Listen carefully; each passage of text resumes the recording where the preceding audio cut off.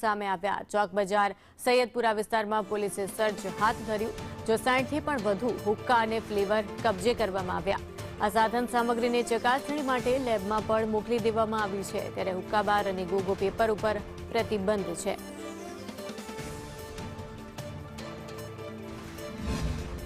Red કરવામાં આવી અને શું મળી આવ્યું છે પ્રતિબંધિત?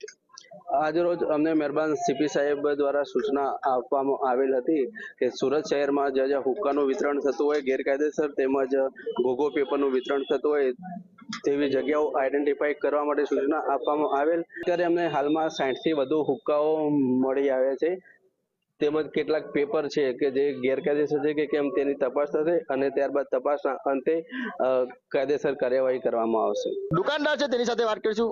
કેટલા હુક્કા રાખી રહ્યા હતા અને કોણ ખરીદતું તો અહીંયા ગાડી? ગોગો પેપર હું વેસ્ટ જ નથી સર, ગોગો પેપર છે જ નહીં। સર્ચ ઓપરેશન હાથ ધરવામાં આવી રહ્યું છે અને મોટા પ્રમાણમાં હુક્કા છે તે પણ પકડી પાડવામાં આવી રહ્યા છે। કેમેરા પર્સન ભૂષણ ચૌધરી સાથે મનીષ પરમાર, સંદેશ ન્યૂઝ, સુરત। અને હવે